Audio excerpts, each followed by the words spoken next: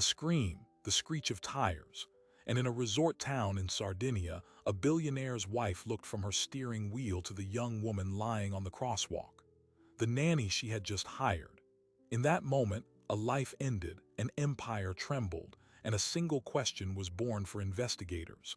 Was this a tragic accident or the final act of a story written weeks before? The victim was 24-year-old Gaia Costa, a local babysitter heading to her new job.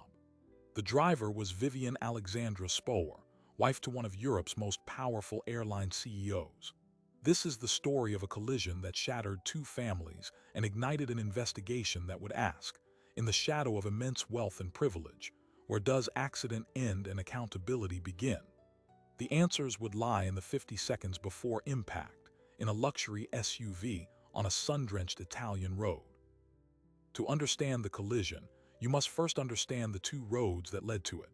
One began in the quiet, tight-knit community of Tempio Pausania, where Gaia Costa was known not as a victim, but as a daughter, a friend, a young woman with a gift for calming even the fussiest child.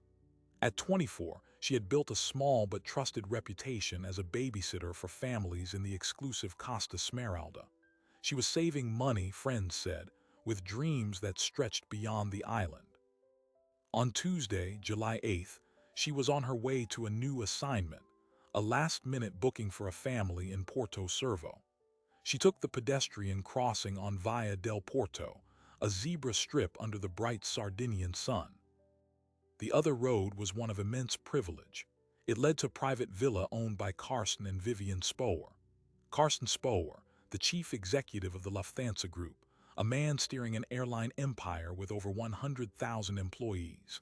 His wife, Vivian Alexandra Spoer, 51, was by his side, a figure in the high society gloss of European elite. They were on holiday with their young daughter. Their world was one of private jets, boardrooms, and seamless luxury. That Tuesday, Vivian Spoer left the villa driving a powerful BMW X5 SUV. Her daughter was in the passenger seat. Their destination was mundane, an errand in the resort town. The stage was now set. A young woman on foot, carrying a bag with toys and snacks for a child she had yet to meet. A powerful woman behind the wheel of 2.4 tons of German engineering. They converged on Via del Porto at approximately 1 p.m. But here's the first critical detail most headlines missed. This wasn't a remote country road. It was a central artery in Porto Cervo, a crossing used by tourists and workers daily. Witnesses would later tell investigators they saw Gaia Costa step onto the crosswalk. They saw her extend her arm, a clear signal for the approaching BMW to stop. They described what happened next not as a slow roll, but as an acceleration. The sound, they said, was horrific, a scream cut short by the brutal thud of impact. Gaia Costa was thrown onto the hood, then to the pavement. The BMW, according to multiple witness statements given to Italian police and reported by Bild newspaper, did not stop immediately. It continued driving. A passerby, shocked into action, had to sprint after the vehicle, banging on the window and screaming for the driver to halt. Only then did the SUV pull over. Inside the car, Vivian Spoer reportedly turned to her daughter and asked, "What was that noise?" This single question, sourced from the initial investigative reports, would become a cornerstone of the legal drama to come. How could the driver of a vehicle that struck a human being not know what had happened? On the pavement, a scene of chaos. Bystanders rushed to Gaia. Someone called for an ambulance. The Mediterranean sun beat down on a moment of unimaginable violence, cloaked in the ordinary trappings of a resort afternoon. Paramedics arrived swiftly, but the injuries were catastrophic. Gaia Costa was pronounced dead at the scene. Vivian Spoer was questioned by carabinieri there on the roadside. She was reportedly calm, cooperative, and insistent that she had not seen the young woman. Initial alcohol and drug tests came back negative, but investigators immediately seized her phone. Because in the modern world, the first question after "were you drinking?" is "were you distracted?" And this is where the first fissure in the story of a simple, tragic accident appeared. Forensic analysts would begin the painstaking process of extracting data. Had the phone been in use?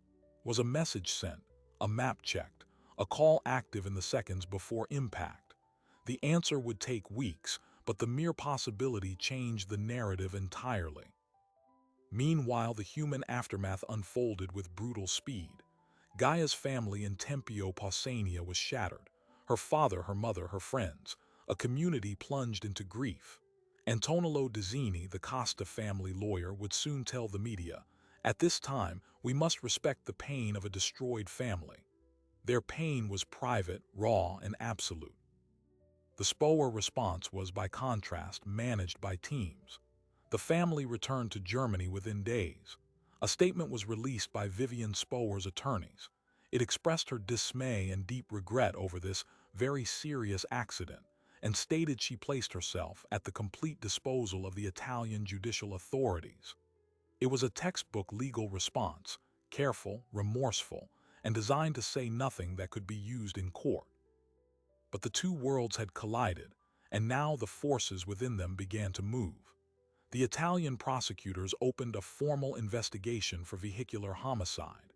In Germany, the board of Lufthansa faced a public relations catastrophe.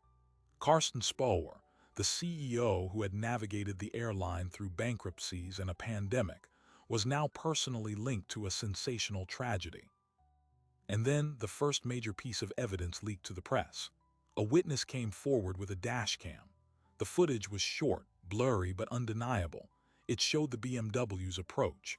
It showed the figure on the crosswalk. And it showed no visible brake lights before the moment of impact. This wasn't just a story of two roads converging anymore. This was becoming a story about a foot on a pedal, a pair of eyes that might have been looking elsewhere, and a crosswalk that offered no protection at all. The Italian press dubbed it Il caso Spoer. The German media scrambled, and the global tabloids, sensing a tale of extreme wealth and a stolen life, descended. But beneath the noise, a single damning timeline was being built by prosecutors. A timeline that started not at 1 p.m. on that Tuesday, but in the minutes before. A timeline of a phone's connection to a cell tower, of a vehicle's digital black box, of witness statements about speed. They were piecing together the final 50 seconds of Gaia Costa's life, and what they found would turn a tragic accident into an international scandal, because the evidence suggested that in those last seconds, inside that luxury SUV, a decision was made, a decision to look away from the road, and that decision would mean the difference between manslaughter and murder. The phone told a story prosecutors would call a roadmap to negligence, and the defense would call a digital illusion. The forensic extraction was complete. In the minutes leading up to 1 p.m. on July 8th, Vivian Spoer's smartphone had connected repeatedly to the local cell tower. Data logs showed background app activity, but the crucial piece was a single outgoing call. According to the initial technical report filed by investigators and later cited in media leaks, the call connected at 12:59 p.m. It lasted for 42 seconds. It terminated at approximately 1 p.m. and 3 seconds. The timing was not just damning, it was almost cinematic in its horrible precision. The call ended 3 seconds after the moment of impact, as calculated from the dashcam footage and witness statements. Prosecutors now had a working theory. Vivian Spoer was ending a call just as her SUV struck Gaia Costa. This transformed the legal landscape. Vehicular homicide in Italy, under Article 589 of the Penal Code, can be aggravated by the use of a mobile phone, elevating the potential sentence. But here, where the first major legal battle ignited, the defense team, led by a high-profile Italian attorney, attacked the evidence. They argued connection logs don't prove the phone was in her hand or that she was speaking. It could have been on speaker, hands-free, a Bluetooth connection in the car's system. They pointed to the negative alcohol test, her cooperative demeanor, and her statement that she simply did not see the young woman. This was a tragic accident, a moment of inattention, not criminal negligence. The prosecution countered with physics and human biology. They brought in an accident reconstruction expert. The dashcam footage, though blurry, allowed for speed estimation. The BMW was traveling at an estimated 55 kilometers per hour in a zone with a pedestrian crossing. At that speed, the stopping distance for such a heavy vehicle, even with perfect reaction time, is over 28 meters. Gaia Costa was visible on the crosswalk for well over that distance. For the driver not to see her, the expert stated in a preliminary finding, would require a significant diversion of attention. Not a glance away, but a deep engagement with another task, like a phone call. Meanwhile, the human cost was crystallizing in the Italian town of Tempio Pausania.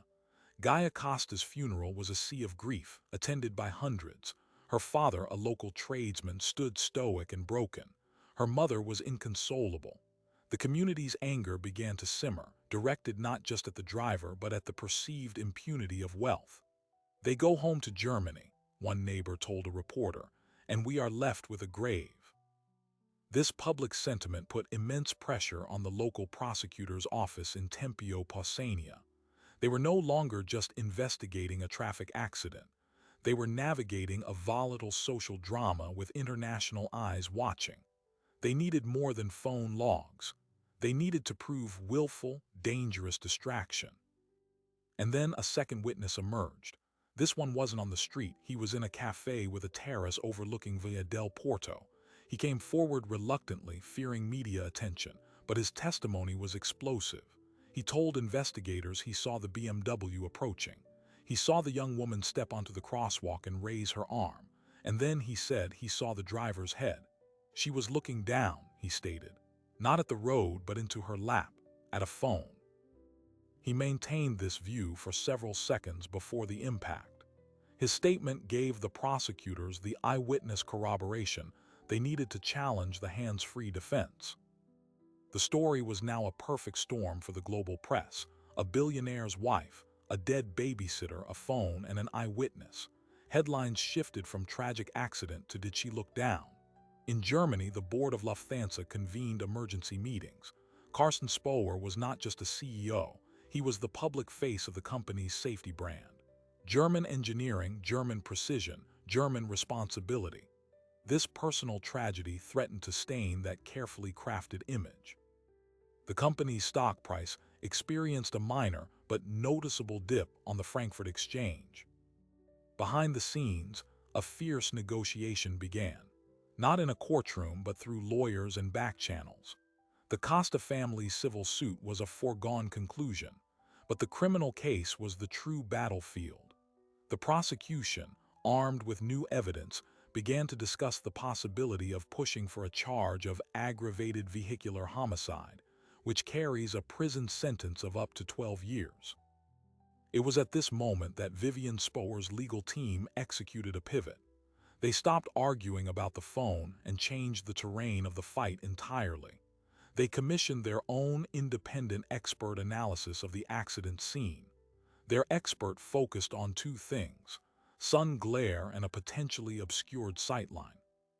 His report, leaked to a German newspaper, argued that at 1 p.m. in July in Sardinia, the sun would have been at a specific angle relative to the direction of travel on Via del Porto. The glare off the pristine white hood of the BMW X5, combined with the sudden contrast of the shaded crosswalk, could have created a momentary, blinding effect. Furthermore, he pointed to a tree and a street sign near the crossing that, from the driver's seat height, could have created a brief visual obstruction of a pedestrian stepping out from the right. This was a masterstroke. It introduced reasonable doubt not about distraction but about perception itself. It shifted the narrative from she was looking at her phone to she was physically unable to see. The defense now had a scientific counterpoint to the eyewitness. Who was more credible? A man on a terrace 50 meters away or the laws of optics? The Italian prosecution scrambled to debunk the glare theory. They reenacted the conditions. They used the same model of BMW positioned at the same time of day with test dummies. Their findings were inconclusive. Some tests showed glare, others did not. It depended on precise positioning, the exact speed, the cloud cover on that specific day. The doubt was now seated. And just as the legal battle reached this tense, technical stalemate, a new front opened. One that had nothing to do with sunlight or phones. It came from the most unexpected place, the victim's own background. A rumor began to circulate in the darker corners of online forums, then was picked up by a tabloid. The rumor suggested that Gaia Costa wasn't just a simple babysitter. It hinted at connections, at a more complicated past. The implication was subtle but venomous. Maybe she wasn't the perfect victim. The Costa family's lawyer, Antonello Dizzini, erupted. He called it a character assassination, a disgusting tactic to muddy the waters. He demanded retractions, but the damage was done. The public narrative, which had been squarely focused on the driver's actions, now had a flicker of ambiguity. Was this a straightforward case of a powerful woman neglecting the road, or was there more to the story of the young woman on the crosswalk? The prosecution knew this was a dangerous diversion. They needed to shut it down decisively. They launched a parallel line of inquiry, not into Gaia's life, but into the source of the rumor. Their investigation led them to a private investigator based in Rome, who had been hired by an anonymous client through a series of shell companies. The money trail was complex, but the intent was clear: to research and disseminate damaging information about Gaia Costa. This was no longer a case about a car accident. This was a case about a cover-up. Someone was spending significant money to manipulate the story. The question who hung in the air. The logical suspect was the defense team, but such a tactic was a massive ethical and legal risk. Could it be a rogue associate, a zealous friend of the Spower family, or was it something else entirely? The prosecutor in Tempio, Pausania now faced a hydra. One head was the technical fight over phone logs and sun glare. Another was the emotional weight of a grieving family. And now, a third head had appeared, a shadowy campaign to defame the victim. He needed a break. He needed something undeniable. He found it in the last place anyone had thoroughly checked, the BMW itself. Not just the black box data which had confirmed the speed, but the car's advanced internal computer system. Modern vehicles, especially high-end models like the BMW X5, are rolling data centers. They log everything from steering wheel angle to the status of every driver assistance feature. The prosecutors requested a deeper forensic dive by a specialized automotive digital forensics team. And what they pulled from the car's memory wasn't just data. It was a moment-by-moment transcript of the driver's interaction with the machine. It showed that the car's built-in collision warning system had been activated. A sensor had detected the pedestrian on the crosswalk. The system had issued an audible alert inside the cabin. According to the data, the warning sounded 1.2 seconds before impact. 1.2 seconds. In that time, the data showed no brake application, no evasive steering. The vehicle's speed remained constant until the moment of collision. This changed everything. The defense's glare theory relied on the idea that Vivian Spower was physically blinded and saw nothing. But the car's computer proved the car itself had seen Gaia. It had screamed a warning, a loud, unmistakable alarm designed to snap a driver's attention back to the road. The prosecution's argument was now devastatingly simple. She wasn't just distracted. She was warned and she failed to react. The defense team was blindsided. They argued the warning system could have malfunctioned or that the alert was too brief. But the data was a cold, digital witness. It placed Vivian Spower in a sonic bubble of warning that she apparently ignored. The judge overseeing the preliminary hearing now had to consider: was failing to respond to a collision warning criminal negligence? The legal consensus began to tilt. An indictment for aggravated vehicular homicide seemed imminent. A hearing was scheduled for late September to decide. The Spower legal team, facing what looked like a pre-trial defeat, made a desperate move. They filed a motion to have all evidence from the car's computer system thrown out.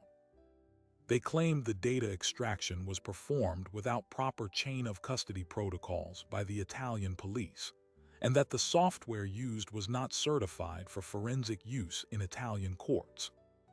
This was a legal Hail Mary, a delay tactic, but it worked. The hearing was postponed. The case stalled in procedural limbo. For the Costa family, it was another agonizing delay. For the Spoers, it was a reprieve. And in that tense pause, a single handwritten letter arrived at the office of the Costa family lawyer. It was postmarked from Germany. It had no return address. Inside was a note written in careful Italian. It said only, "Ask about the car's navigation." The destination entered that morning. It wasn't an errand. And then a single word, "Watch." The lawyer stared at the note. It could be a hoax, a cruel trick, or it could be the key to unraveling the entire case. He immediately contacted the prosecutor. They had looked at the phone's call log, its apps, but they had not yet fully examined the vehicle's built-in navigation history. What destination was programmed into the BMW system on the morning of July 8th, and why would that matter? The prosecutor ordered the forensic team to go back, to pull every piece of data from the infotainment system. The answer, when it came, was so simple, so mundane, and yet so profoundly revealing that it would fracture the case wide open and point the finger of blame in a direction no one had seen coming. The navigation history was a ledger of mundane journeys until they reached the entry for Tuesday, July 8th. The destination wasn't a market or a cafe. It was input at 11:14 a.m. Aeroporto Albia Costa Smeralda, the private jet terminal. The estimated arrival time displayed on the screen, 12:50 p.m. The system had calculated a 35-minute drive from the Spoer villa. This was not a casual errand. This was a scheduled departure. The prosecutor felt a cold clarity. Vivian Spoer, with her daughter in the car, was on a precise timetable to catch a flight. The accident occurred at approximately 1 p.m., just 10 minutes after the car's estimated arrival at the airport, and directly on the route. The timeline now had a powerful motive for haste, for distraction, for a driver whose mind was on a boarding time, not a crosswalk. But the anonymous note had said, "Watch." The prosecutor ordered his team to pull the flight manifests for all private charters departing Albia that afternoon. The request, filed with the Italian Civil Aviation Authority, took 2 days. The list returned, and there it was. A Lufthansa Group private jet, tail number DA Lux, was scheduled to depart Albia for Munich at 1:30 p.m. The passenger manifest listed 3 names: Carsten Spoer, Vivian Spoer, and their daughter. Carsten Spoer was already in Germany on business. His wife and child were meant to join him. This was the context the world had missed. The trip to Porto Cervo wasn't the main event. It was a last-minute detour, a stop on the way to the airport. For what? The prosecutor subpoenaed credit card records from the BMW's onboard payment system. At 12:48 p.m., 12 minutes before the accident, a transaction was approved at a pharmacy on Via del Porto. The purchase: children's motion sickness pills. A simple, innocent explanation. A mother getting medication for her daughter before a flight, but it placed her in a specific state of mind, rushed, task-focused on a clock. The defense seized on this. "This proves nothing but a mother's care," a spokesperson said. "It explains the route, not the accident." But for the prosecution, it completed a damning sequence. A woman under time pressure making a stop, possibly preoccupied with a sick child and a flight, then accelerating back onto the road toward the airport. The phone call at 12:59 p.m. could have been to the pilot, to her husband, to anyone confirming timing. The collision warning at 1 p.m. and 3 seconds was an alarm she either didn't hear or ignored in her focused state. The case was now airtight, they believed. They had motive for inattention, digital proof of distraction, and a car that screamed a warning. An indictment was almost certain. They scheduled a press conference for the following Monday to announce formal charges. Then on Sunday night, the case exploded. An encrypted data file arrived anonymously at the offices of 3 major European newspapers. Der Spiegel, La Repubblica, and The Guardian. It contained a cache of internal Lufthansa Group emails, dated in the weeks following the accident. They were between senior corporate communication staff, the legal team, and Carsten Spoer's executive office. The subject line on the most damaging thread: narrative alignment. The emails detailed a coordinated strategy, not to obstruct justice, but to manage the story. One email outlined talking points to subtly emphasize Gaia Costa's local background and unfamiliarity with the resort area, implying she might have stepped out unpredictably. Another discussed leveraging positive press about the Spoers' charitable donations to soften the emotional landscape. A third, most chilling, was a draft memo proposing a private financial settlement to the Costa family, with a strict non-disclosure agreement to be offered before the criminal case solidifies public sympathy. This wasn't illegal, it was crisis management, but the public and media reaction was volcanic. It was branded the reputation memos. The perception was clear. While a family grieved, a corporate machine was calculating how to spin their daughter's death. The phrase narrative alignment became a hashtag of outrage. The planned press conference by the prosecutor was inundated with questions not about evidence, but about these emails. Carsten Spoer's position at Lufthansa, once just embarrassed, was now precarious. The board of directors called an emergency meeting. Major pension funds, shareholders in the airline, publicly questioned whether the CEO's personal crisis was now inflicting measurable reputational damage on the brand. The stock price dropped another 3%. In the eye of this hurricane, the Costa family's lawyer, Antonello Dizzini, made a brief, powerful statement. "We are not a public relations problem to be managed. We are a family that has lost a light. We see the calculations. We reject them." They would not be silenced by a settlement. The legal case was now dangerously intertwined with a corporate scandal. The Italian prosecutor, while furious at the leak, realized it had inadvertently handed him leverage. The Spoer legal team was now defending on two fronts: in court, and in the court of public opinion, which was turning into a lynch mob. It was at this moment of maximum pressure that the source of the leak was uncovered, not by the police, but by a private cybersecurity firm hired by Lufthansa. The data had been exfiltrated from the corporate server by an internal login credential belonging to a mid-level communications manager who had been on the narrative alignment email chain. When confronted, the manager confessed. He was Gaia Costa's second cousin. He had seen the family's pain, read the cold corporate language about his own relative, and snapped. He had decided to burn it all down. This revelation added a layer of Shakespearean tragedy. It was also a gift to the defense. They argued the entire criminal case was now poisoned by a vendetta, that the anonymous note about the navigation and the leak of the emails were part of a campaign by a grieving relative to destroy the Spoers. They filed a motion to dismiss, claiming the prosecution's evidence was now tainted by this biased, insider influence. The legal proceedings stalled again. A hearing was set to argue the dismissal motion.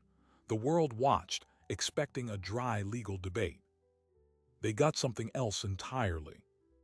On the morning of the hearing, as Vivian Spoer arrived at the courthouse in Tempio, Pausania, a small group of protesters stood across the street. They were quiet. They held no signs. They simply stood in a line. And as Spoer walked from her car to the building, flanked by lawyers, one woman in the group began to sing. It was a traditional Sardinian funeral lament, a attitude asterisk, a high, haunting melody of grief. One by one, the others joined. The sound stopped everyone in the square: journalists, police, lawyers. It was an unbroken wall of sound, ancient and raw, directed at the woman in the designer sunglasses. Vivian Spoer froze mid-step. For the first time in public, her composed mask shattered. She flinched as if struck. Tears, real and uncontrollable, streamed down her face behind the dark lenses. She stood there, paralyzed, as the lament washed over her. Her lawyer had to physically guide her, stumbling into the courthouse. The video clip went viral in minutes. The world saw not a calculating billionaire's wife, but a woman utterly broken by guilt and grief. Inside the courtroom, the hearing proceeded in a surreal atmosphere. The defense argued its motion. The prosecution countered. But the real event had already happened on the steps. The judge, a solemn man in his 60s, denied the motion to dismiss. The evidence, he ruled, stood apart from the motives of the leaker. The case would proceed. But he also did something unexpected. He addressed both legal teams. This court, he said, is aware of the profound human tragedy at the center of these proceedings. The law is a blunt instrument for measuring grief. I urge the parties to remember that real lives on both sides are being ground to dust in its gears. It was a clear, if indirect, push for a plea deal. And that's when the unthinkable was proposed, not by the lawyers but by the two families themselves. Antonello Dizzini, after meeting with the Costa family, conveyed an extraordinary request to the prosecutor. The family did not want a long, sensational trial. They did not want Vivian Spoer to go to prison for years. They wanted one thing, a direct, face-to-face meeting. They wanted her to sit in a room with them without lawyers and tell them exactly what happened. And they wanted her to come to Gaia's grave, alone, and apologize. The prosecutor was stunned. He took the request to the Spoer defense team, expecting them to reject it outright as an emotional trap. Instead, after a long consultation with her client, the lead defense attorney agreed. Vivian Spoer wanted to do it. A meeting was arranged under strict confidentiality at a neutral location, a small community hall in Tempio, Pausania. No media knew. Only the parents of Gaia Costa, their lawyer Dizzini, Vivian Spoer, and a single mediator from a victim offender reconciliation organization were present. What happened in that room has never been fully disclosed. Those who were there are bound by a shared pact of silence. But Antonello Dizzini, in a later interview, would say only this. For the first time, there were no billionaires, no employees, no defendants, no victims. There were only two mothers, one whose child was gone and one whose child was still here, living with a nightmare, and a father who listened. The meeting lasted 4 hours. At the end, Vivian Spoer agreed to the visit to the gravesite. She went the next morning at dawn, alone, as requested. She stayed for an hour. A single, long-lens photograph, taken by a local photographer who happened to be in the cemetery, captured the moment. A woman in a dark coat kneeling in the grass before a simple headstone, her head bowed. This changed everything. The criminal case did not go away, but the fever broke. The public outrage, while not vanishing, lost its vengeful edge. The path was now clear for a resolution that the law, on its own, could never have engineered. A week later, Vivian Spoer's legal team approached the prosecution with a formal offer. She would plead guilty to the lesser charge of vehicular homicide, without the aggravating factor of the phone. In exchange, she would accept a sentence of 2 years, to be served under house arrest in Germany, with strict electronic monitoring and a 5-year driving ban. She would also pay a 7-figure sum in restitution to the Costa family, and fund a permanent pedestrian safety initiative in Porto Servo in Gaia's name. The Costa family, after deliberation, accepted. They had achieved their primary goal, an admission of guilt and a gesture of penance that felt human. The prosecutor, knowing a trial would be a circus and that the Glare defense had planted reasonable doubt about the phone, agreed to recommend the deal to the judge. The stage was set for the final act. Not in a courtroom, but in a quiet judicial chamber where a deal would be ratified, and a tragic, tangled story would seek its uneasy close. But before the judge's gavel could fall, one last secret waited in the wings, a final piece of data from the BMW that no one had thought to check, and it would threaten to unravel the fragile piece just as it was being woven. The final data point was not in the main computer. It was in a secondary module, the one that controls the car's ambient lighting. A trivial system, but it logged a command executed at 12:59 p.m. and 8 seconds, 5 seconds before the crash. The command was sent from the driver's seat control panel. It changed the cabin lighting from day to night mode, dimming the instrument cluster and interior LEDs. The forensic engineer who found it was puzzled. Why would a driver change the interior lighting to a darker setting while driving on a bright, sunny coastal road? He cross-referenced it with another data stream, the car's sun sensor. It confirmed ambient sunlight was high. The request made no environmental sense. Unless the driver wasn't adjusting for sun, they were adjusting for reflection. The prosecutor reviewed the finding. The defense's sun glare theory argued that external glare blinded Vivian Spoer, but this data suggested she was combating a different kind of glare, the reflection of her own phone screen on the windshield or the instrument panel. By dimming the interior lights, the contrast of a bright phone screen against the glass would be sharper, clearer, easier to read. This was not the action of someone on a hands-free call. This was the action of someone looking at a device.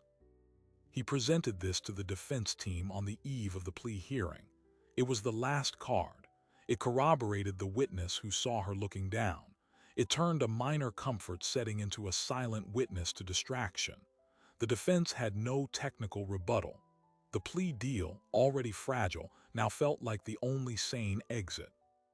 The hearing was brief and somber. In a small courtroom in Tempio, Pausania, Vivian Alexandra Spoer stood before the judge. She answered his questions in a quiet, clear voice. Yes, she understood the charges.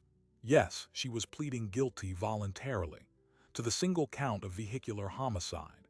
The judge accepted the plea and sentenced her to 2 years of house arrest at a registered address in Germany with electronic monitoring. She was banned from driving in Italy for 10 years and in the EU for 5. She was ordered to pay 1.8 million euros in restitution to the Costa family and to fund the Gaia Costa Safe Crossings initiative in Porto Cervo, a project that would install raised, illuminated crosswalks and speed cameras on the route. There was no outburst in the courtroom. No cheers, no tears, just the heavy thud of legal finality. The story had reached its judicial end. But a story like this never truly ends in a courtroom. Its echoes ripple outward, changing lives in ways a sentence cannot measure. For the Costa family, the money was meaningless. They used a portion to establish a scholarship in Gaia's name for local students studying childcare or nursing. The rest they put in trust. The public apology and the grave visit meant more than any sum. They had looked the person responsible in the eye and heard her remorse. They chose not to be defined by hate. They retreated from the media glare, their grief now a private matter. Gaia's mother was later quoted in a local paper saying, "We have no more energy for anger. We need it all to remember our daughter." For Vivian Spoer, the sentence was the beginning of a different kind of life. She served her house arrest at the family's estate outside Munich. Reports from neighbors described a woman who became a ghost, rarely seen, often walking the gardens at dusk.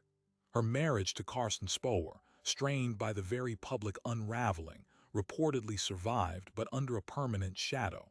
She underwent extensive therapy. She never spoke publicly again. For Carsten Spoer, the corporate fallout was lasting. He retained his position as CEO of Lufthansa, but his authority was subtly diminished. The board appointed a new chief operating officer to handle day-to-day affairs, a move seen as reducing Spoer's direct visibility. He became a more subdued, cautious figure, the swagger of the airline executive replaced by the wariness of a man who had seen how quickly a private tragedy can become a public firestorm. And for the young Lufthansa communications manager, Gaia's cousin, who leaked the emails, he was fired, of course. He faced internal disciplinary action and a possible civil suit from the company, though it was quietly dropped. He left the corporate world entirely. In a rare interview, he said, "I don't regret it. The machine needed to see its own reflection.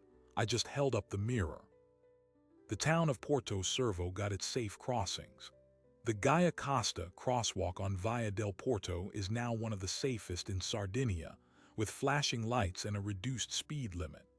Tourist boats still glide into the harbor, the superyachts still gleam, but locals say drivers are more cautious now, if only for a few hundred meters.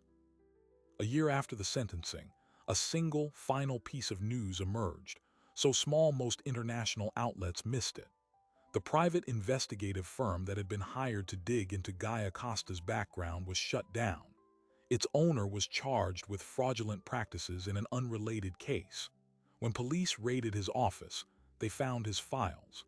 The client who had hired him to investigate Gaia was not the Spoer legal team or any associate of theirs. The payment had originated from a rival airline conglomerate.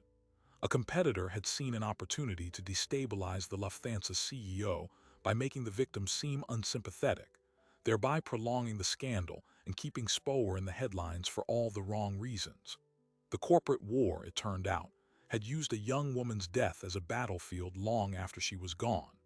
This chilling coda revealed the ultimate indignity. Even in death, Guy Acosta had been a pawn in a game she never knew was being played. The story of the nanny and the CEO's wife is not a simple tale of good and evil. It is a mosaic of negligence and guilt, of grief and calculation, of justice and its limitations. It asks where the line is between an accident and a crime, and who gets to draw that line when wealth and power stand on one side.